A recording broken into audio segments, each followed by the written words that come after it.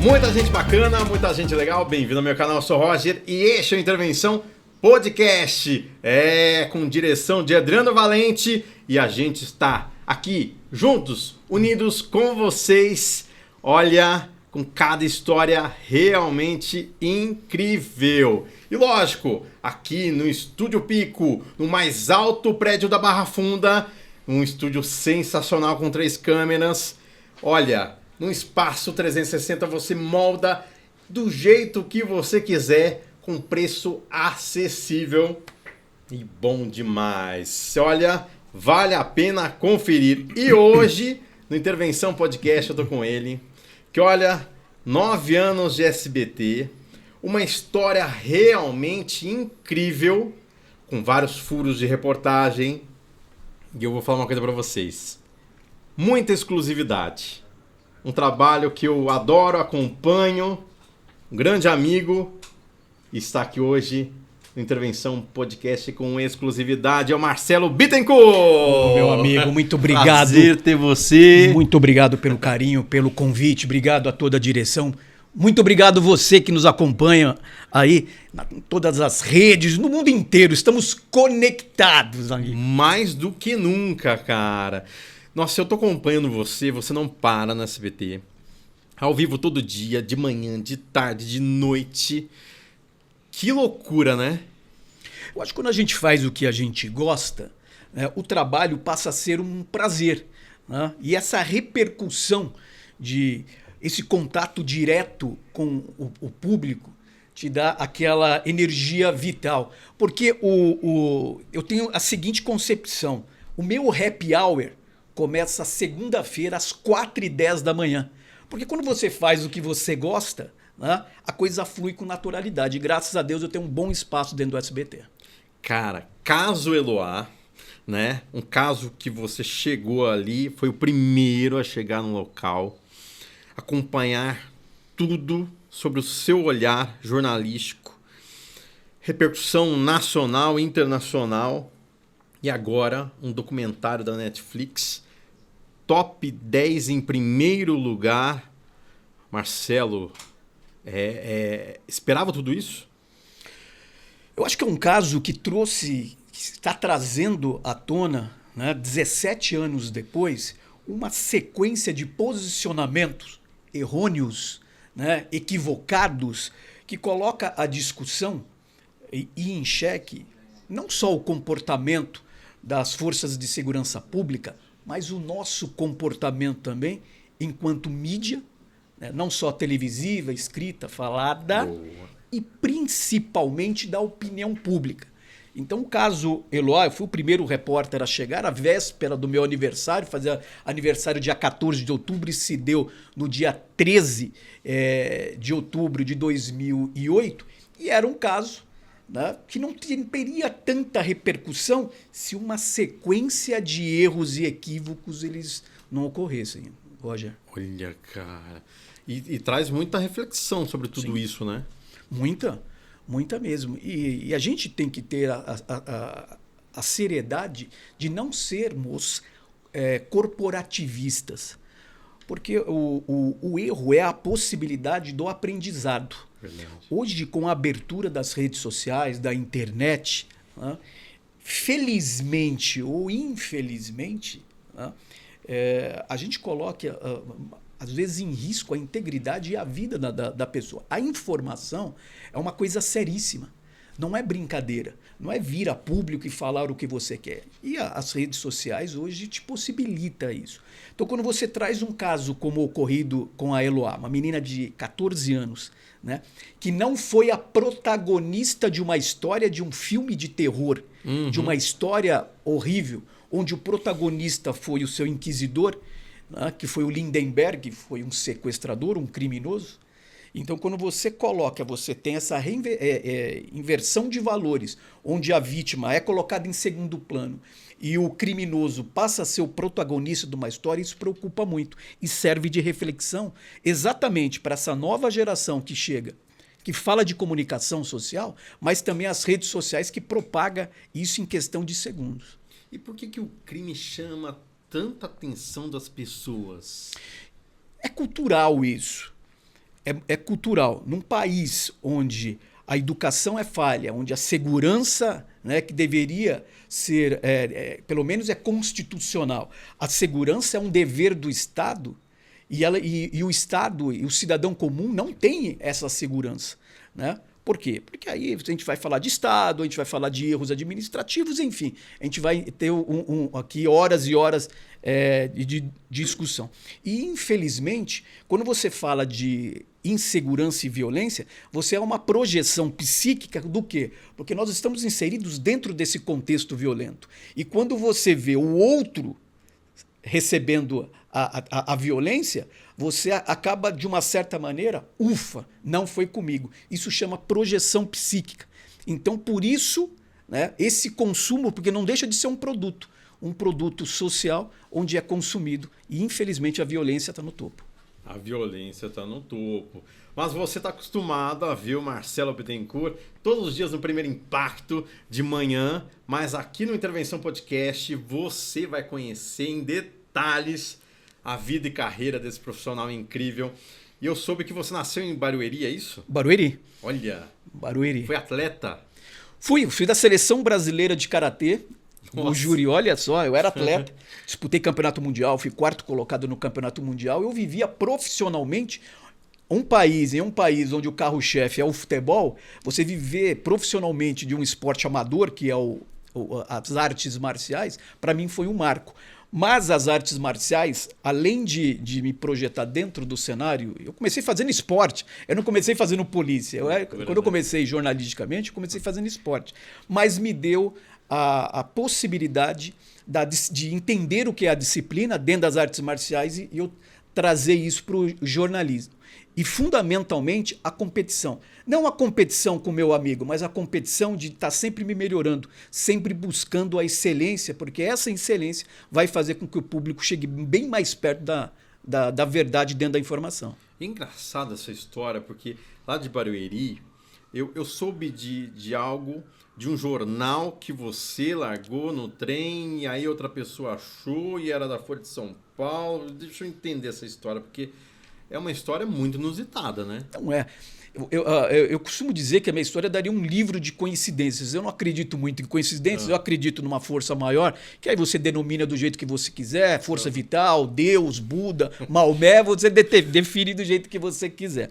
Mas eu tentei fazer teste, isso ainda na faculdade, em várias emissoras. Eu não consegui, aliás, não consegui nem ser selecionado. Possivelmente por conta de um capital estético que não se fazia presente dentro do padrão que as pessoas ali buscavam, mas eu consegui entrar num jornal bissemanal, Notícias de Barueri, lá do município, que também foi uma coisa inusitada. Por quê? Porque eu estava indo para a faculdade para trancar a matrícula no penúltimo ano. Olha. Né? Penúltimo ano eu fui trancar a matrícula. E naquele dia especificamente, Roger, olha só, uma pessoa estava colocando um cartaz ali no mural da faculdade. Eu já tinha cansado de pegar aqueles recados, precisa de estagiário, mas aquele dia foi específico, eu vou confessar para vocês, eu vou pedir para que vocês, inclusive, guardem segredo, mas eu sabotei aquele teste. Por quê? Porque quando eu vejo a pessoa colocando o cartaz ali no mural, eu tiro o cartaz. Ou seja, só que eu pego... Você só pega o recado ali? Não tiro. Você... Eu arranco o cartaz dali, guardo no bolso. E eu faço 3 ligações para o Notícias de Barueri, com 3 nomes diferentes. Ou seja, eu me identifiquei como o meu nome, Marcelo Bittencourt, como Marcos e como outro, Pedro. Ou seja, eu vou para esse teste, que foi no mesmo dia. Por livre e falta de opção, os outros candidatos, que no caso seria eu mesmo, porque eu dei nomes diferentes, não apareceram esses candidatos. Gente, e eu, por falta de opção ali, a minha editora executiva, por falta de opção, ela foi obrigada a me contratar. E aí minha vida foi uma ascensão meteórica, porque 8 meses depois eu já estava no Notícias Populares. E essa coisa do Notícias Populares, já pegando o gancho... Puro sangue, né? Puro sangue, que também foi uma escola para mim. Era um jornal municipal, ou seja, bissemanal, e eu trazia para casa os exemplares para deixar em casa com a minha mãe, para minha mãe ver, falou, olha, pelo menos meu filho tem umas matérias no jornal. E uma dessas vezes eu trouxe e deixei ao lado do banco, no trem, que eu pegava Barueri e Osasco, e eu adormeci. Esse trem foi para Jurubatuba fazer a limpeza durante a madrugada, ninguém viu o jornal ali. E no dia seguinte, um editor, Fernando Costa, amigão meu, que era editor executivo do Notícias Populares, aquele dia especificamente, ele dormiu na casa de um parente que era na Zona Sul de São Paulo, pegou o trem porque o carro quebrou e ele sentou exatamente no mesmo lugar que eu estava sentado. Viu o jornal, pegou, foi na página policial. Eu não entendia nada de polícia, nada, e eu acabei seguindo o texto do Mano Brown, dos Racionais, a letra, porque eu não sabia escrever polícia. Então eu segui um roteiro da letra da música dos Racionais, me colocando como primeira pessoa dentro de uma matéria jornalística. Uau. E ele achou engraçado, e ele achou interessante essa criatividade. Não, ninguém fez. Falou, o que esse cara está fazendo? Eu quero conhecê-lo. E a partir daí ele me deu uma oportunidade. 8 meses depois eu estava trabalhando, já era contratado um dos maiores jornais da capital paulista. Ou seja, em 8 meses que eu estava trancando a matrícula, que tive que sabotar um teste, eu estava trabalhando já registrado num dos maiores jornais do Brasil, Folha de São Paulo. Meu Deus do céu, gente, que loucura tudo isso. Mas antes de continuar a sua carreira toda ali, quero saber um pouco da sua história, um pouco da sua família, um pouco dos seus pais. Eu vi que sua família mora em Aracaju, é isso? Não, o meu cunhado mora em Aracaju. Certo. A gente é da capital paulista, uma família humilde, eu vim de comunidade. Vim de uma comunidade aqui do Rio Pequeno, que fica aqui na zona oeste de São Paulo, filho de um pai que é motorista, foi motorista de caminhão de coleta de lixo, eu tenho um orgulho muito grande disso, e minha mãe empregada doméstica. A probabilidade do Marcelo ser um jornalista era muito pequena. Por quê? Porque é uma profissão elitizada. Principalmente, estou falando de 20 anos atrás, né? Muitos saíam para fora fazer curso de extensão. Então, mas eu acabei me envolvendo e falei, eu vou tentar. Então, a gente vem desta família. As artes marciais, elas me projetaram através da disciplina, das competições que eu ganhei. Fui 4º lugar em campeonato mundial, sul-americano, ganhei muitos campeonatos. Mas eu tinha uma certa facilidade com a comunicação.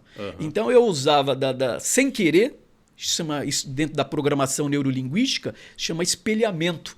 Né? Sem saber, eu fazia o meu próprio marketing pessoal.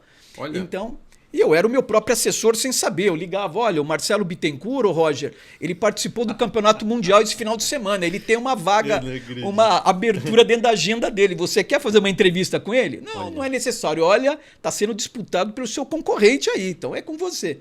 Então traz o cara. Para fechar essa entrevista, eu falei com o Marcelo Bittencourt ou eu falei com o seu assessor? Hoje você falou com o Bittencourt. E assim a coisa foi andando. Nossa, que incrível, cara. Gente, olha, quando você tem determinação e corre atrás, tudo acontece, tudo acontece. E eu vi você, quando eu falo de Aracaju, né, onde seu cunhado, você foi de férias para lá, né? E você conseguiu desfrutar ainda com sua mãe em vida. Sim. Que legal, né? Sim, eu perdi. Eu vi uma foto em família, todo mundo juntos. Sim. Eu perdi minha mãe, agora vai fazer um ano e 7 meses. Nossa, é recente. Né? E nesse primeiro momento eu parei com absolutamente tudo. O que me deu força para continuar continuando foi exatamente o trabalho. A busca da excelência e gostar do que eu faço. Esse compromisso que eu falo, que é um compromisso social. Quando a gente assume esse compromisso social, não é diploma, são cursos superiores, não. É o compromisso social que você assina. E esse compromisso é com o seu público, é com a sociedade e é com você mesmo. Então, esse compromisso social me fez com que eu permanecesse. E o SBT, eu fui muito abraçado dentro do SBT. O SBT é diferenciado, você é um filho da casa, você sabe muito bem. Então, eu fui muito abraçado, fui muito amparado por conta do SBT. E essa última viagem para Aracaju, mamãe foi. Né? Minha mãe foi. E foi a nossa, eu não digo despedida, porque eu acredito numa força maior, né? Que ela está num plano onde em algum momento a gente vai se encontrar. Mas Você acredita em reencarnação? eu acredito que nada é por acaso. Tá. Eu acredito que nós temos aqui compromisso pré-estabelecido com uma força maior. E eu já não entro em detalhes de religião. Eu acredito nesse compromisso que é essa força vital que a gente tem. Né? E ela cumpriu a missão dela. E eu acredito que eu ainda tenho a minha a cumprir. Então eu não tenho o direito de repente, interferir de uma forma direta, porque nós estamos ligados através de um laço maior que chama amor. E esse laço maior não pode ser prejudicado por conta de um egoísmo particular de querer a presença física. Verdade. Eu posso não ter a presença física, mas eu tenho a presença espiritual e mais do que isso, esse elo de ligação que chama amor. E é em cima desse elo de ligação que a gente tem força todos os dias para levantar e continuar seguindo. Nossa, incrível, né? Incrível, Marcelo. Ele falando do SBT, também trabalhou na Rede TV, na TV Gazeta, mas tem histórias da Rede TV que eu soube que é um negócio, cara, que é um negócio que eu vou te falar, viu? Eu soube que apareceu um produtor seu na Rede TV te vendendo uma ideia. Só que você foi muito safo, né?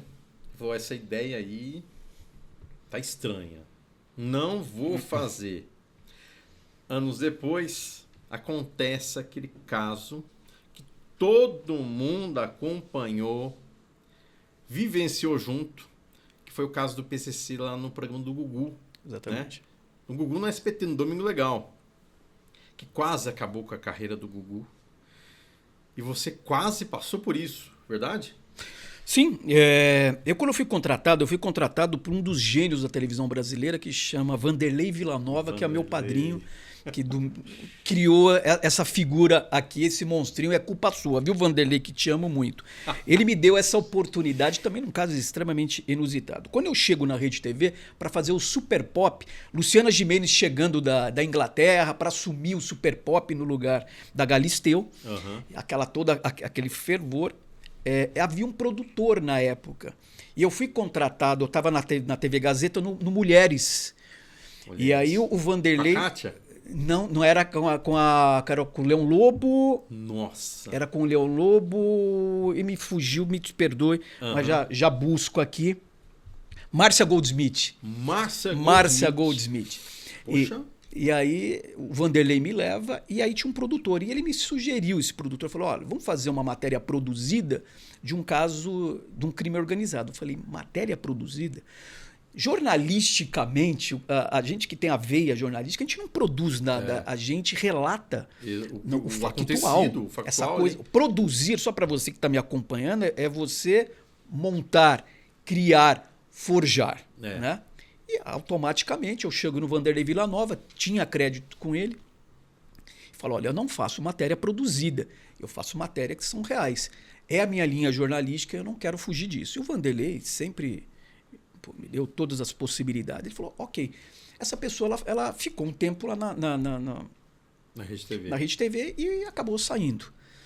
Anos depois, eu já saí da Rede TV, do Super Pop, eu vou para a Record, trabalho com a Claudete Troiano, com o Vanderlei Villanova, e eu recebo um convite de Marcelo Rezende, simplesmente Marcelo Rezende, para fazer parte da equipe dele. E eu trabalhava nessa época do Marcelo Rezende lá, ele fazia Hora das 7, como é que é? A primeira, ele fazia o Repórter Cidadão, ele sai, vai para a Record, depois ele retorna para fazer o Rede TV News, nesse horário. Mas ele fez alguma coisa Hora das 7 horas, uma coisa assim na Rede TV numa época. Acho que eu vivi a fase final dele. A fase final dele, que ele, era antes de ir para a Record. E eu chego num belo domingo, na segunda-feira, e eu estava muito desligado, eu não acompanhei o Gugu. Mas caiu uma bomba ali do Gugu, que o Gugu fez uma matéria, exibiu uma matéria de integrantes do PCC que ameaçaram o Datena, né, na época o Milton Neves, o Godoy e o Marcelo Rezende. O Marcelo Rezende, na segunda-feira, quando eu chego na Rede TV... e aí eu vejo um clima pesadíssimo lá. O Marcelo nunca andou com segurança. E aquele dia ele estava com segurança. E aí reuniões ali dentro. Nesse momento, um produtor chamado Kleber, muito meu amigo, que hoje trabalha no audiovisual, ele falou, então posso falar com você? Ele ainda trabalhava no entretenimento. Ainda trabalhava, se eu não me engano, com a Luciana ainda. Olha. Na Rede TV, no Super Pop. Ele falou, você lembra aquela matéria que foi ontem? Eu falei, amigo... Quantos? Né? Quanto? Falei, hoje tá de perna pro ar aqui. Ele falou, não, mas é sobre isso mesmo. Nós entramos dentro do banheiro da redação e ele me contou, aquilo ali é tudo forjado. Lembra quando você entrou na Rede TV? Aquele produtor sugeriu para fazer a matéria? Era aquela matéria. Ele queria fazer uma matéria, produzir uma matéria fictícia, mentirosa, do crime organizado. E ele saiu daqui. Saiu um superintendente daqui, que eu não vou citar nome, até seria antiético, e esse superintendente assumiu a direção do Gugu. E ele levou esse produtor, e esse produtor sugeriu a matéria, e a matéria foi ao ar. Gente. Eu entro na sala do Marcelo, o Marcelo é super nervoso, e eu falo, olha, eu tenho uma informação para você, essa matéria é forjada. Ele, como, Bita? Como? Ele me chamava de prego. Prego? Como prego? Assim? Ele me chamava de... O Marcelo Rezende, ele tinha uma aproximação, ele foi um cara que também me deu muito espaço. Mas ele já te falou por quê de prego na época? Não, era ele chamava ou de campeão, o prego, ele tinha essas coisas, né? Prego, tipo, que você tá me perturbando aqui, eu prego. Eu falei, eu tenho uma informação. E ele tava nervoso aquele dia, o Marcelo tava alterado. Imagino. Poucas vezes eu vi o Marcelo daquele jeito. Aí eu contei a história, falei, tudo isso é uma farsa.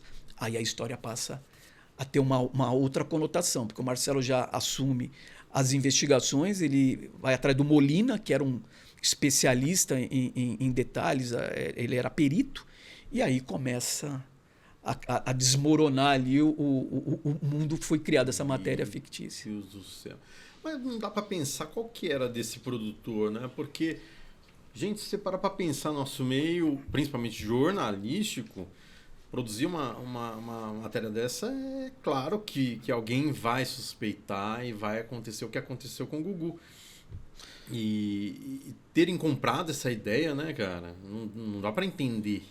Eu abro o podcast falando com você sobre a preocupação que nós somos profissionais. Né? Olha a equipe que você tem aqui, todos profissionais. Mas a necessidade hoje de views, a necessidade de audiência, é muito grande. Com o advento da internet, isso me preocupa de uma certa maneira. Por quê? Porque muitos profissionais estão no meio, mas também muitos amadores ali estão querendo espaço. E o espaço ele abre quando tem um departamento dentro das emissoras, dos podcasts, das empresas, que chama departamento comercial. E o departamento comercial ele precisa vender. Então, quando você chega com uma história mirabolante, e isso vende, o comercial... Cresce os olhos. Cresce os olhos. E o comercial é administrativo, não é jornalístico. Então, quem tem a responsabilidade da ética, da preocupação com a informação, você lidar com isso, somos nós. E esse produtor, ele visava o quê? Uma oportunidade de se inserir dentro do quadro de funcionários ali. Olha. Até mesmo o Gugu... Ele foi vítima dentro desse processo. Sim. Ele foi vítima dentro desse processo, porque ele tem um produto que foi apresentado. Eu acredito, o profissional que o Gugu é, sendo cercado de outros profissionais, ele não vai levar em consideração, será que é uma coisa armada? Será que essa pessoa realmente é? Ele acredita no grupo que ele tem, nos profissionais que o cercam, e trata como profissional. Só que não foi o que aconteceu. Era uma pessoa que queria um espaço, vendeu uma história, vendeu muito bem essa história e, infelizmente, isso ganhou as redes, a TV em rede nacional. Que loucura, né? E para quem não sabe, a Rede TV, isso já na época que eu trabalhei lá já existia e era um burburinho isso tudo, porque toda emissora tem uma lista e essa lista é chamada como lista negra, né? É uma lista de pessoas que são canceladas ali da emissora. E aí, pesquisando aqui, eu vejo o teu nome. Que história é essa, Bittencourt? Então, eu trabalhei na Rede TV, trabalhei numa ocasião que era a transição da antiga Manchete para a Rede TV. Então, dívidas foram adquiridas junto com a antiga imprensa. Quando eu saio da Rede TV, a gente não recebe. Eu não recebi e muitos outros não receberam. Olha. Mas teve o próprio RH aconselhar, falou, olha, você procura os seus direitos. Aliás, nem o RH da Rede TV. Da Rede TV. Olha. Era, da Rede TV. entrava num processo, né? E aí você recebia no tempo que o processo fosse tramitasse ali. E não foi diferente comigo. Até aí, processo normal, que não deveria ser, mas é normal administrativamente, da empresa. As empresas, né? Eu não entro nesse mérito da questão. O que me entristeceu, e até hoje me entristece, por quê? Porque esse processo foi feito para que a gente recebesse. Sim. Eu não pedi nada mais do que, não só eu, e do que outras pessoas, inclusive o salário do mês. Eu saí de lá sem receber o salário do mês. E hoje minha filha com 19 anos, a minha ex-esposa, ela estava grávida. Ou seja, eu estava com uma esposa grávida, enfim. E o processo normalmente aconteceu, fui pago, né? Foi feito um acordo anos depois, recebi 3 anos depois, mas teve um acordo. Então não tenho absolutamente nada a falar da Rede TV. Saiu dessa lista. Então, o que me entristece muito é que eu permaneci por muito tempo nesta lista, como pessoas que acionaram a emissora. Mas isso acabou mexendo comigo, porque todo ano era a mesma coisa. E um dia, eu estava na Band, na TV Bandaneira, eu estava com o Boris Casoy e com o Datena. Já trabalhando com o Datena. E ali os meninos falaram, sabia que você está na lista, né, proibida? E aí eu pego o telefone e ligo pro jornalista que fez aquela matéria na época e que vinha anos seguidos colocando. Falei, foi muito bom. Falei, também não vou, enfim, vou preservar o nome. Falei, tudo bem? Boa tarde, boa tarde. Falei, eu sou o Marcelo Bittencourt. Ô, Bita, tudo bem? Ah, tudo bem. Falei, muito boa a matéria que você fez. Ah, e você gostou? Ele já percebeu, né? Falei, só gostaria que você desse um enfoque jornalístico nessa matéria. Boa. É uma possibilidade. Por quê? Porque o público tem o direito de saber que tem uma lista das pessoas que não podem entrar. Eu só gostaria que você desse o direito de que as pessoas soubessem por que pelo menos eu estou nessa lista. Eu estou nessa lista porque eu trabalhei na emissora, eu não recebi da emissora. A própria, o RH da emissora falou que eu tinha que só receber através de uma ação judicial e foi isso que foi feito. Porque eu nunca processei nenhuma emissora a qual eu trabalhei. Trabalhei 8 anos na Band, amo a Band, tenho portas abertas lá, saí da Record também, num convite para o Marcelo Rezende, e eu não tenho o costume de processar as minhas empresas. Boa. E isso foi porque a própria empresa, né, falou que era para ser feito, porque senão eu não receberia. Então, acho que jornalisticamente seria até de bom grado para que o seu público, em respeito ao seu público, soubesse porque pelo menos o meu, especificamente meu nome, está nessa lista aqui. Exatamente. Eu não sei se essa lista ainda perdura, se ainda sai, mas eu nunca mais fui... Quando eu vi, eu falei, gente, até hoje eu quero saber porque não é possível estar nessa lista, né? E todo mundo fala bem do Bita. Aonde você vai, todo mundo fala bem do Bita. Então, assim... É um negócio que precisava esclarecer e estamos aqui falando sobre o assunto. E ó, Rede TV, eu acho que estão esquecendo de atualizar essa lista aí. Passa um branquinho ali, apaga, porque o Marcelo não deve mais nada. E eles também não devem mais nada para mim. Tá 0-0. Cara, o seu trabalho é uma verdadeira correria. Não é fácil. Você se coloca em situações de perigo, mas também mexe com a saúde, né? Agora estamos em 2026 e ano passado, completou um ano, hein? Você foi internado. Trombose, cara. Isso. Como é que foi isso? Foi um susto. Hoje os médicos não sabem, eu tive 2 tromboses. Em 6 meses, 2 tromboses. Fiz uma ponte de safena, na questão de 1 ano, na perna. Meu Deus. Né? É um risco muito grande de... Isso, graças a Deus, dos males o menor, que esse trombo, que é um coágulo sanguíneo, parou na perna. Poderia ter ido para o pulmão, ter uma embolia pulmonar, poderia ter passado pelo coração, ter uma parada cardiorrespiratória, uma parada cardíaca, poderia ter subido para o cérebro e eu ter um AVC, um acidente vascular cerebral. A primeira foi em 2024. Sim, foi 8 meses depois eu tive na mesma perna, na mesma região. Porque não chegou a operar a primeira vez? Chegou a operar, foi uma desobstrução. Aí ele entrou com um catéter e desobstruiu. Né? 6 meses depois, tão logo eu volto de Aracaju, na última viagem com a mamãe. Né? Aqui já em São Paulo, inclusive a família... Você já estava sentindo alguma coisa? Não, isso é muito rápido. Isso é muito rápido. Você começa a sentir uma dor que parece uma cãibra na panturrilha, e dali é questão de minutos para isso progredir, para que você não aguente de dor.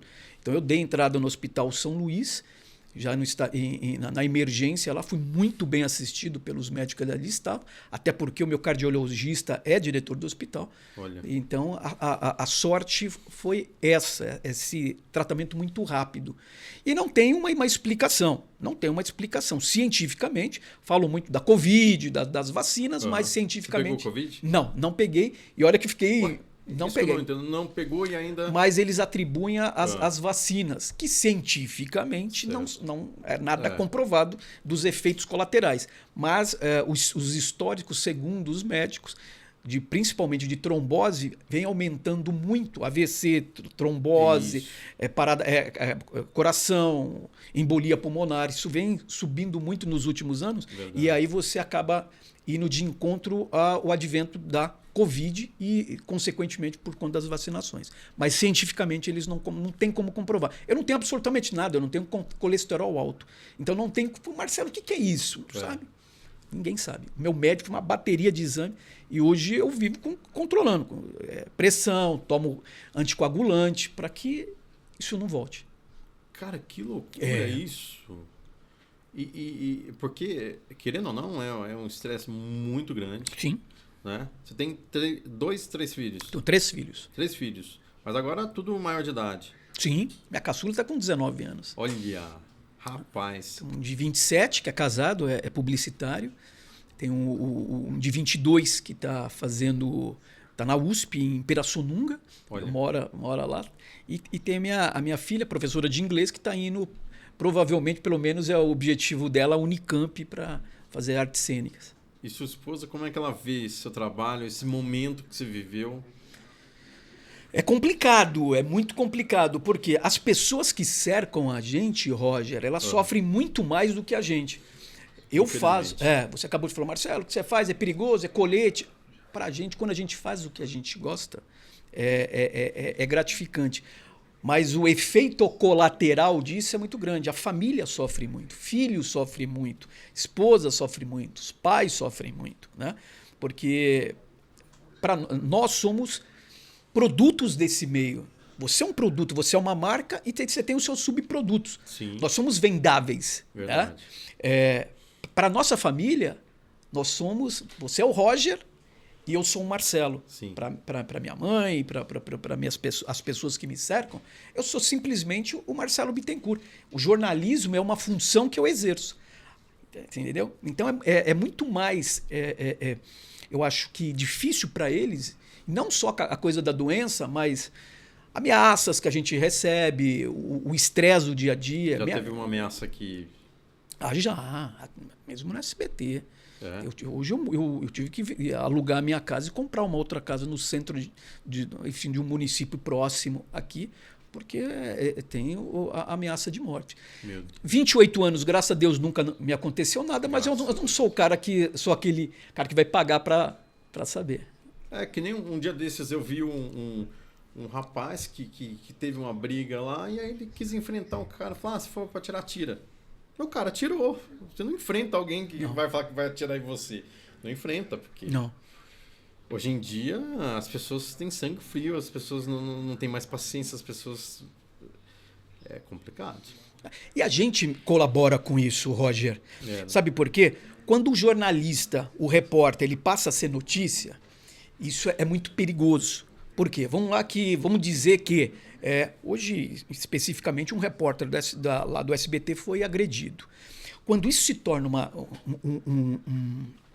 o repórter passa a ser notícia e o agressor viu que não aconteceu absolutamente nada, mas ele teve uma projeção, ele tem um ganho dentro do nicho social, do meio social dele.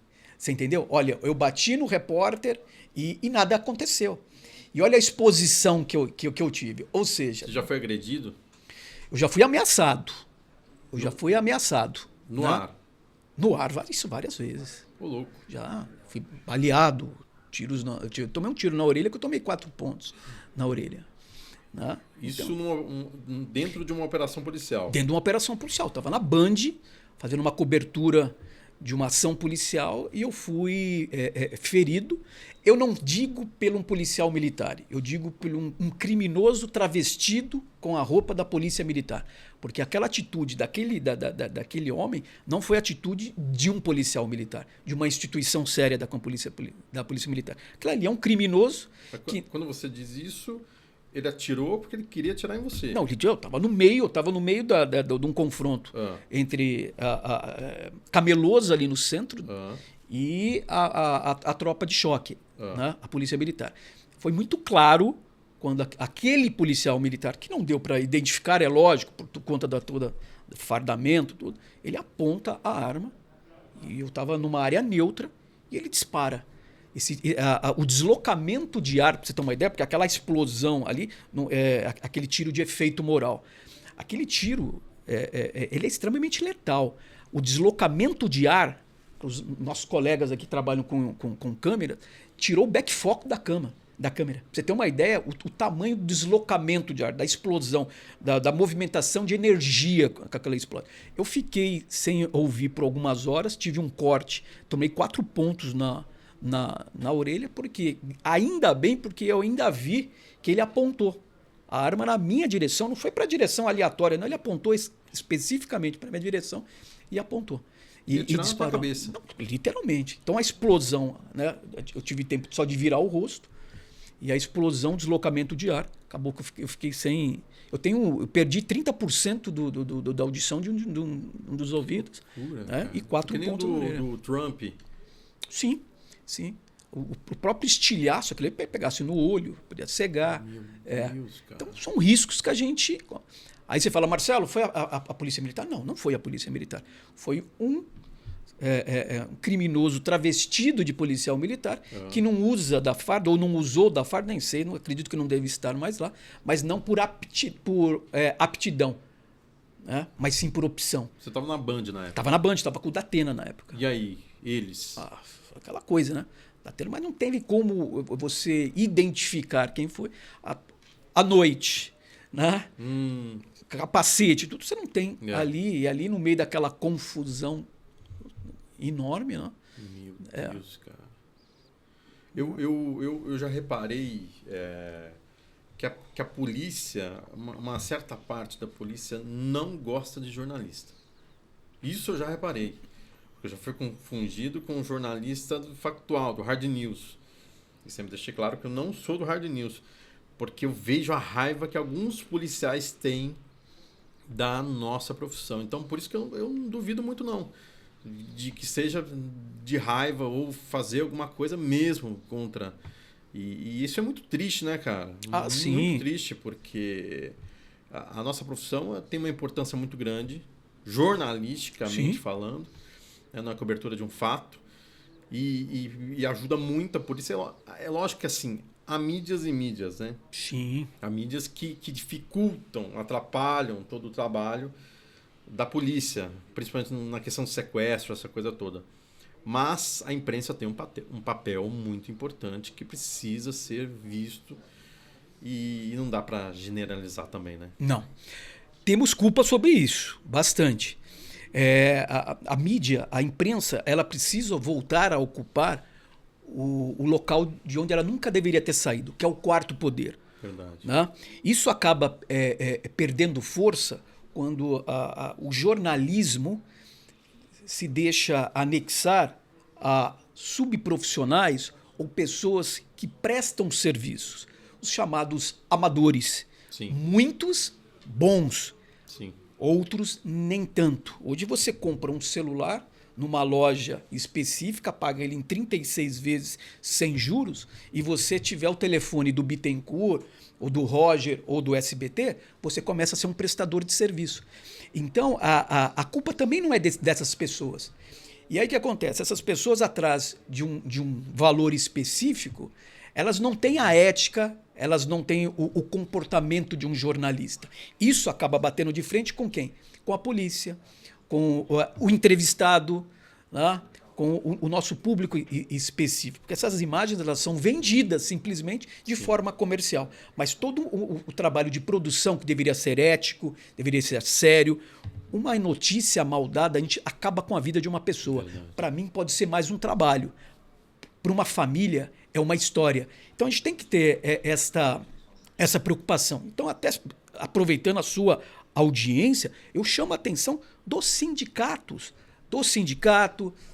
das associações, para que se regularize isso, para que essas pessoas continuem sim trabalhando, mas que tenham um treinamento adequado, tenham noção jurídica do que se pode fazer. Eu não posso hoje invadir um velório com um celular escondido e roubar a imagem. Isso é de um desrespeito. Isso chega a ser criminoso. Eu não posso estar passando na rua e ver um acidente, ir lá, gravar e colocar no grupo da família, e esse grupo da família, em menos de 3 segundos, está disseminando isso, sabe, para o mundo. Porque, de outro lado, pode ter um corpo, mas aquele corpo tem uma família, tem uma mãe, tem um filho que está vendo aquilo lá. Encarado.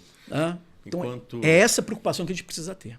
Enquanto as emissoras, né, tem todo um cuidado, né, com a notícia, para mau zelo, tem pessoas que não têm noção. Eu acho que é muito isso. Mas você acha que essa mistura do jornalismo com o entretenimento é que está mexendo com tudo isso, ou você vê com bons olhos? Vejo com bons olhos. Tá. O que me preocupa são as pessoas não preparadas. Roger, eu lembro como hoje, você começando a trabalhar, e o Silvio Santos te chamando para trabalhar no SBT. Você lembra muito bem disso. Sim. Onde você estava, um veículo seu, mas que você tinha todo um preparo, todo um profissionalismo, um levantamento. Você chega aqui, você tem a história da minha vida ali.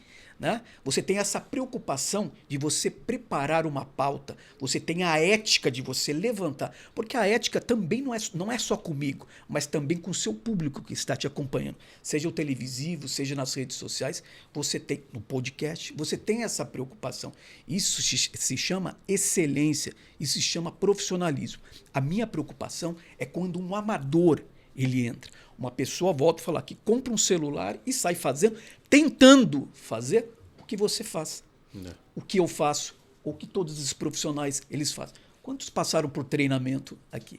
Então, quando eu peço, né, para que se reveja essa regulamentação, para que dê um treinamento para essas pessoas, para que essas pessoas se capacitem, para que faça com que o nosso meio, seja entretenimento, seja jornalismo, seja hard news, seja o que for, ocupe o lugar que sempre, né, teve, que é o quarto poder. O seu trabalho é fundamental. O meu trabalho fundamental, que é o de informar. Mas quando se perde essa credibilidade, a nossa profissão está em xeque por conta de um comportamento de pessoas que estão ali momentaneamente. Verdade. Né? Então, é essa a minha preocupação dentro do jornalismo. E você teve outras preocupações, e uma delas, eu vou te falar, cara. Você está vivo porque tem que estar vivo mesmo. Estava no helicóptero, ele quase caiu. Sim. Que história é essa? Estava na Rede TV, eu fazia o helicóptero. Por isso eu tenho um carinho muito grande pela Rede TV. Né? O que a gente falou agora há pouco, enfim, é uma repercussão que não é interessante. Mas eu tenho um carinho muito grande pela Rede TV. E eu fazia o helicóptero. Né? E eu tive uma pane. Eu estava fazendo o Marcelo Rezende ao vivo, repórter cidadão. Eu estou lá ao vivo e eu escuto com fone de ouvido, em cima da Roberto Marinho, próximo ali à Globo, estava fazendo a rua ali, e aí eu escuto um barulho de fundo, que eu olho para trás e vê uma fumaça entrando dentro da bolha do helicóptero. Eita. Uma bobina de sustentação explodiu e o helicóptero entra em processo de autorrotação. O que é o processo de autorrotação? Você coloca o helicóptero no ponto morto e você tem uma autonomia de 5 minutos para você procurar um lugar para você fazer um pouso de emergência. Por muita sorte, nós estávamos próximo do aeroporto de Congonhas e nós fizemos um pouso de emergência lá. Eu morro de medo de altura. Imagina a minha situação. Você morre de medo de altura e foi fazer uma cobertura no helicóptero, cara. Você não tem muita opção, você tem que controlar o seu senso. Eu lembro que, como hoje, do comandante Edu, eu entro em contato com o meu chefe, naquela época era o Nextel. O Ademir, que era o meu coordenador, falou, olha, o helicóptero está caindo. O Ademir no Twitter ali, junto com o programa Marcelo Rezende ao vivo, aquela confusão toda. Aí ele falou, Bittar, não tenho tempo para te ouvir agora não. Eu falei, o helicóptero tá caindo. Ele, Bittar, não tenho tempo para você agora não. E ele desligou. Não entendeu a gravidade. Ele não entendeu. E a gente entra em pouso de emergência. O comandante consegue ligar para Congonhas, fecha o aeroporto e a gente faz a autorrotação, né? E aí, nesse tempo, o que passou na tua cabeça? Então, aí vem a resposta que você me pergunta agora. Eu falo pro Edu, que é o comandante, tá caindo, o que eu faço? Ele olha com uma tranquilidade, sabe, surreal e fala, você tem duas opções. Ou você abre a porta e pula, meu Deus, ou você desce junto comigo. Meu Deus, cara. E eu desci, eu tomei a melhor decisão, que foi descer junto com ele. Fizemos um pouso de emergência em Congonhas, graças a Deus deu tudo certo ali. Mas o pensamento na hora, o que veio? Cara, vou ser muito sincero. São segundos, né? É muito rápido a coisa. Você pensa realmente... A minha preocupação, eu falo que foi... eu estava com o meu sogro assistindo, que ele assistia todo dia o Repórter Cidadão. Então a minha preocupação, a gente não pensa nem muito na gente. Lá em Aracaju, né? Não, aqui, Aracaju. Aqui em São Paulo. Meu sogro aqui, de São Paulo. Você pensa, como minha família está vendo tudo isso? Será que eles estão sabendo tudo isso? Então é muito rápido. Então, vou ser muito sincero, você não tem muito como avaliar ou raciocinar. A sua preocupação vai além, né? E a minha família, será que eles estão vendo isso? O que veio, eu lembro que foi que o meu ex-sogro, na época, ele assistia o Repórter Cidadão. Será que a minha esposa está assistindo? Será que, sabe, ela está com meu filho pequeno no braço? Como isso está repercutindo? E nem repercutiu, porque eles cortaram o sinal ali, Deus, seja tudo que Deus quiser, e só depois que repercutiu. Aliás, nem repercutiu muito, que foi abafado, né? Porque era uma informação que não era interessante para a emissora. O helicóptero de uma emissora fazia um pouso de emergência em Congonhas. Então isso nem vazou muito ali. Mas é um filme que passa na sua cabeça. Vazou aqui no Intervenção Podcast. Mas, cara, você já passou por tanta coisa. Eu soube que até sequestrado você foi, né? Também? Sequestro? Junto com os traficantes. Isso é verdade. A gente estava fazendo uma matéria. A gente estava fazendo uma matéria com o Fábio Tanaka. A gente estava dentro de uma comunidade. A gente entrou dentro da comunidade junto com a polícia. Só que quando você acaba... A confusão se instala ali... É polícia, ela não vai te dar proteção. Ela vai ali atrás dos bandidos. E cada policial corre para um lado. E aí você se vê perdido dentro de uma comunidade. E a comunidade é a seguinte: são corredores que levam para lugar nenhum. Então você entra ali, são labirintos. Né? E você simplesmente corre, irmão. Você simplesmente corre. Corre. E a polícia tinha feito uma incursão na comunidade e tinha preso um traficante. E ele foi levado para a delegacia. Como eu cheguei depois do caso, eu falei, dá para vocês voltarem comigo lá só para eu fazer a fachada, que é a comunidade, e eu faço uma passagem, né? A polícia voltou aqui pelo local. Tudo bem. Só que quando a polícia voltou lá para o cativeiro, quem estava lá? Os bandidos voltaram, os que tinham fugido voltaram. Então a polícia vai lá e põe o pé na porta, daquela coisa, né, aquela fantasia lá, põe na porta e a gente gravando. Só que teoricamente não teria mais ninguém lá. Não foi o que aconteceu. Por que não foi o que aconteceu? Porque os bandidos que fugiram, eles voltaram. Falaram, a polícia já foi embora, vamos voltar para lá. E aí a polícia vai lá e pé na porta. Então todo mundo foi pego de surpresa. E na hora que correu todo mundo para tudo que é lado, onde a gente ficou eu e o cinegrafista, o Fábio Tanaka.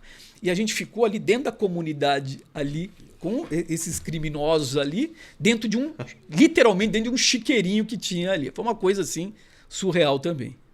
Nossa, cara. Ameaças a gente falou, né? Mas você teve uma ameaça ao vivo com os criminosos na rodovia Fernão Dias, que era um caso de acidente de embriaguez, né?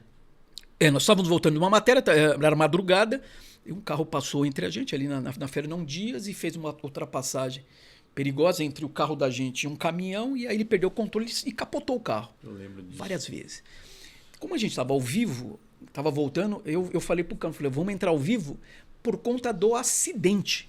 Falei, cara, vamos a prestação de serviço. Uhum. Na semana passada, fizeram até uma matéria especial de herói da semana, que uma coisa meio parecida, que eu acabei ajudando ali no trânsito.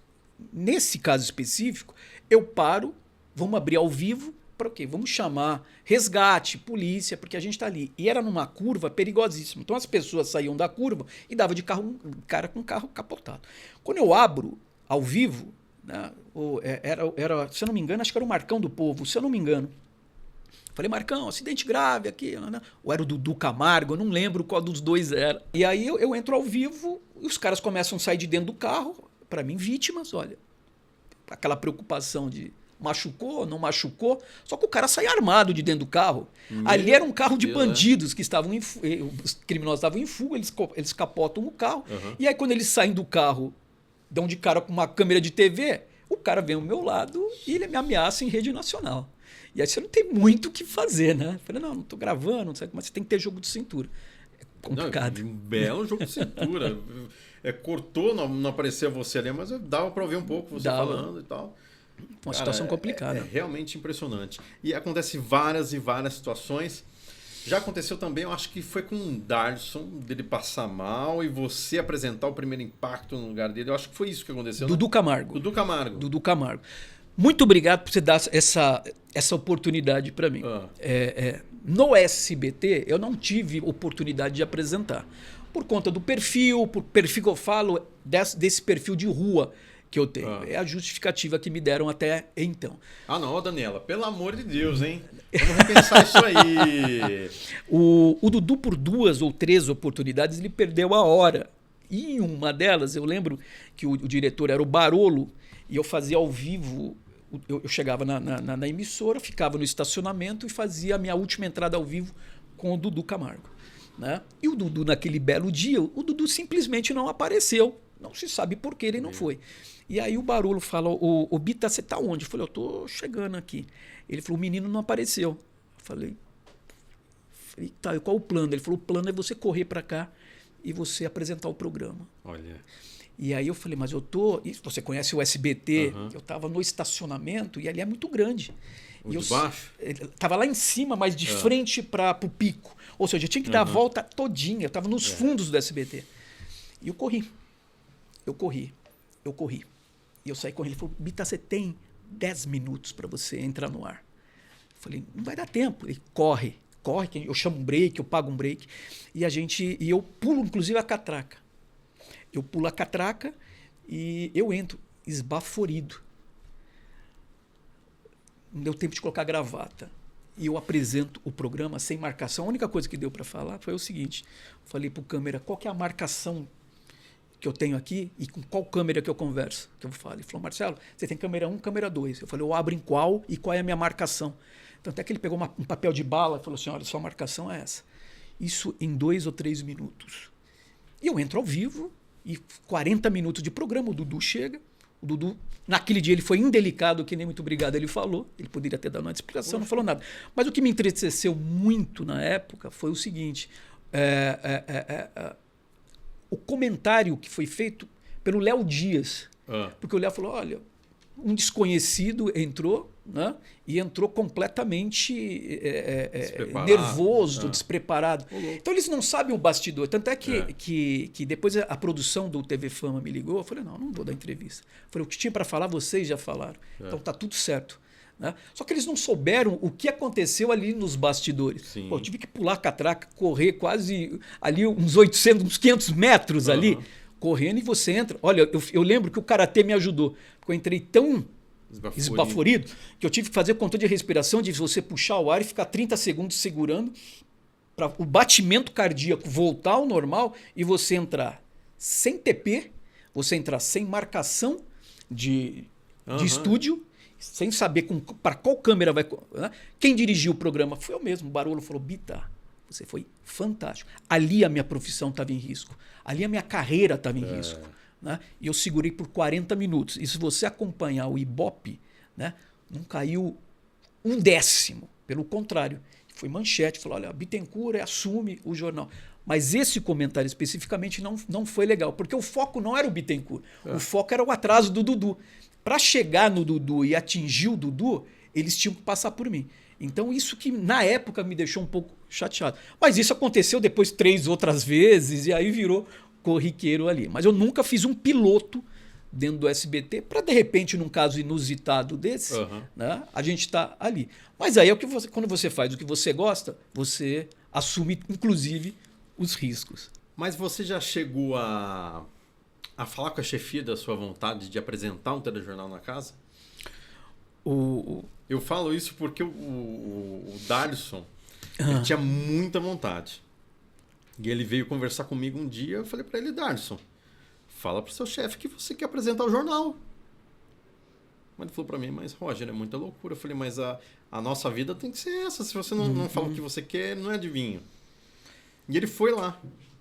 Na época eu era Parada, né? Diretor Nacional de Jornalismo. Chegou, olha, eu gostaria muito de apresentar um dia o telejornal.